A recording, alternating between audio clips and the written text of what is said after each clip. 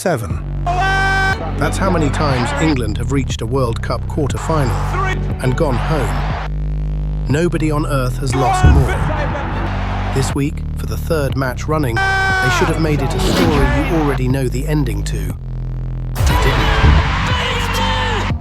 And a 23-year-old is the reason it keeps not happening.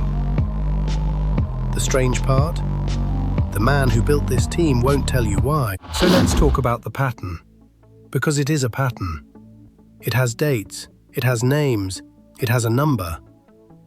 For most of my life, watching England at a World Cup meant learning, over and over, in high definition, exactly how this team breaks. 1990, Turin, a semi-final, level, going to penalties. Stuart Pearce, saved. Chris Waddle, over the bar. And a 23-year-old named Gascoigne, in tears, booked out of a final England never actually reached. 2006, quarter-final, Portugal. Rooney sent off. 3 England penalties. Lampard, Gerrard, Carragher, all saved by the same goalkeeper. 2010, 2-1 down to Germany becomes 4-1.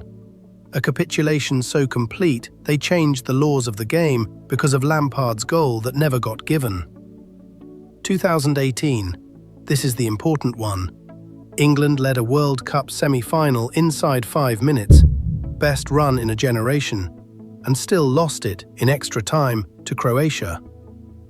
Then it got worse, not better. 2022, quarter-final France.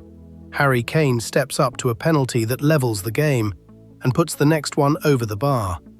A semi-final team, 1 round earlier, going home. And the finals, Euro 2020 at Wembley on penalties.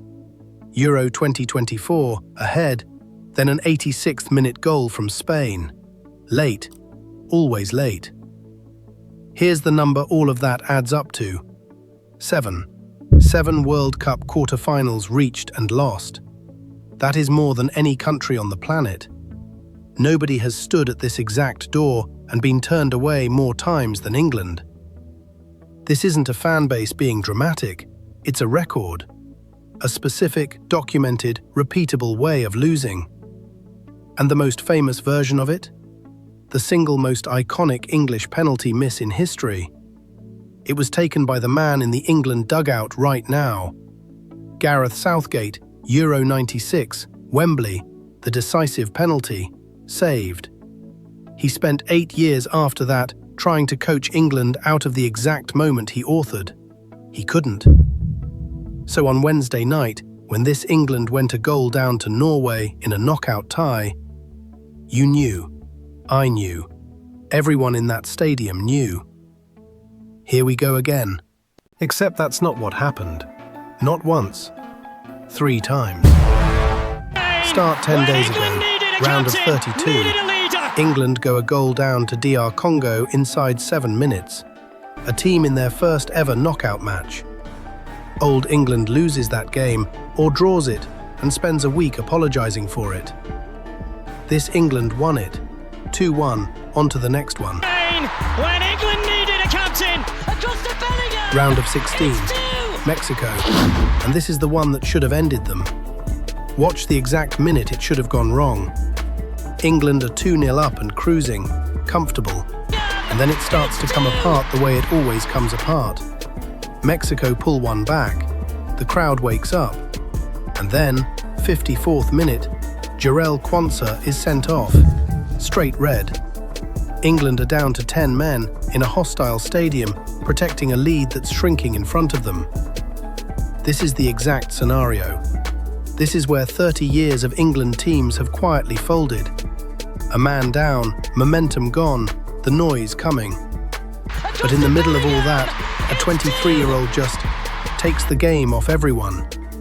Bellingham scores twice, 2 goals in 4 minutes, and drags England to 3-1 when they had no business being ahead at all. And even then it wasn't clean. Mexico pulled another one back. 3-2, 10 men, deep into stoppage time, hanging on for their lives.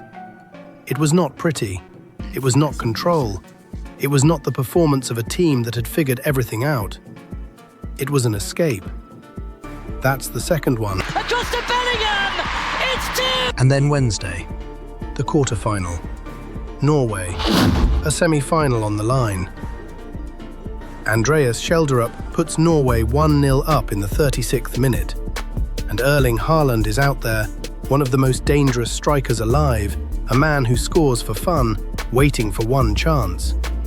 The clock is running, the lead is Norway's. The semi-final is slipping away. And for a few minutes, it is the old movie exactly.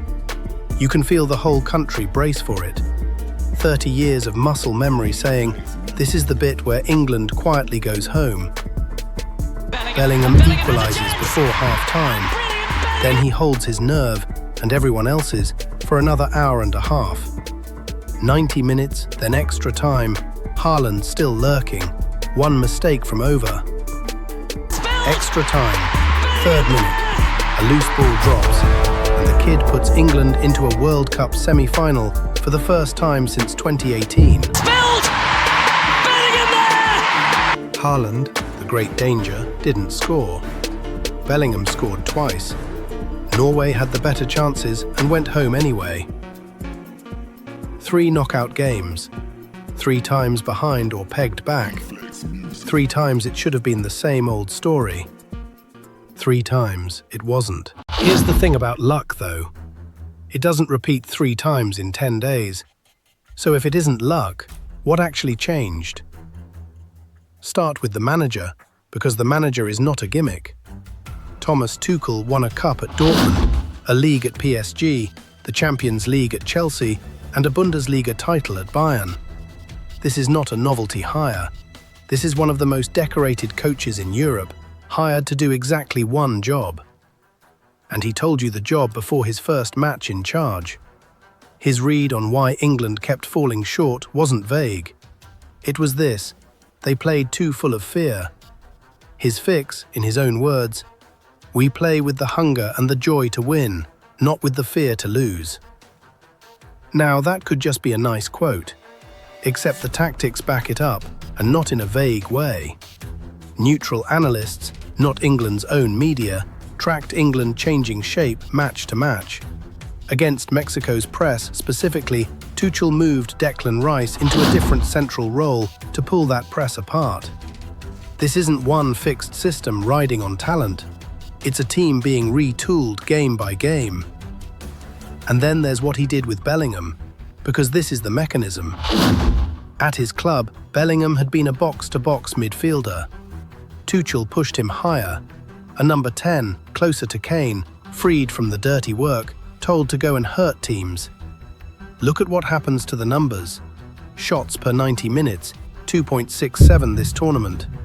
At Euro 2024, that number was 0.8. Same player, completely different job. And in that new job, he did something nobody's done in 40 years. Bellingham scored a brace against Mexico and a brace against Norway, back-to-back knockout games. The last player to do that at a World Cup was Diego Maradona, 1986. His own teammates feel it. Dan Burn put it simply, Bellingham sets the tone. If he flies into a tackle in the 3rd minute, it gives the whole team something. And Gary Neville, who watched Gascoigne and Owen and Rooney do it live, said he's never seen an England player have an impact like this in his lifetime. So that's the case. A proven manager, a stated plan, tactics that actually change, and a 23-year-old playing a role built specifically to unlock him. It looks airtight. And then the man who built the whole thing sat down in front of the cameras and refused to sign off on it. An hour after that win, Tuchel called his own team sloppy, said they were lucky, and when a reporter reached for the obvious word, mentality, he swatted it away. Why are you talking about mentality? No mentality problem, this is pure mentality. That's the architect, rejecting the exact story everyone else is writing about his team. And here's the uncomfortable part. He's got a point. Look again at Wednesday, honestly this time. Both of Bellingham's goals came off Norway's goalkeeper. The equaliser, a poor goal kick. The winner, a rebound the keeper couldn't hold. Independent analysis said it plainly. Those goals owed as much to Norwegian mistakes as English execution. And the tactical masterstroke everyone's crediting, not everyone sold.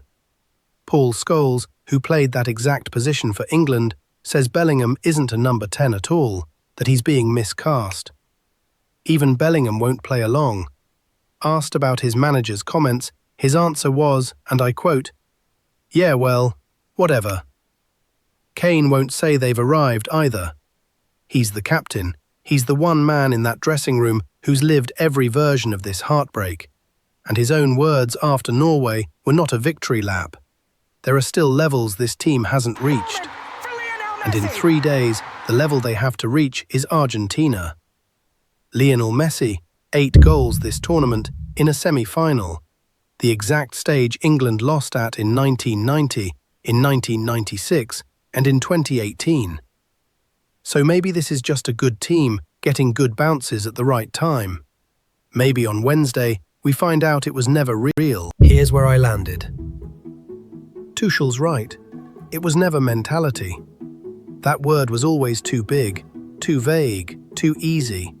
And it's exactly the word England reached for every time they lost too. We didn't have the bottle. We froze. It never explained anything. We were measuring the wrong thing the whole time. The old England didn't lose because it lacked character. It lost because one mistake, one penalty, one bad 7 minutes became the entire story. Every single time. Pearce misses and the night's over. Kane's penalty flies over and the tournament's over. One error and the ending was written. Now watch what actually changed. Dr. Congo scored first. England still won. Kwanzaa gets sent off. Mexico claw it back. England still held. Norway led into the shadow of extra time. England still went through. They didn't stop making mistakes. They made loads. They just stopped letting a mistake decide the ending. And that's the whole thing about Bellingham. 4 years ago in Qatar, he was a promising kid. 19, a good squad player on a team that belonged to other people. He wasn't the point of anything yet. Now he's the one climbing down into the exact holes that used to swallow England whole and dragging the team back out by the collar. Not once, 3 times in 10 days. First player to do it since Maradona. That's not a supporting act growing up. That's the clearest single sign that the whole team is built differently now. England didn't stop making mistakes. They stopped letting mistakes decide the ending. And that's the difference between this team and everyone that broke before it. So here's the honest version. This is still not finished. In 3 days, England play Argentina in a World Cup semi-final. And for the first time in 30 years of watching this team, I genuinely don't know how it ends. That used to be the worst feeling in football. Right now, it might be the best thing about them. Because the old England, you could set your watch by. This one, you can't. And the one thing I'll be watching for on Wednesday isn't whether they're perfect. They won't be. It's what they do the next time it goes wrong.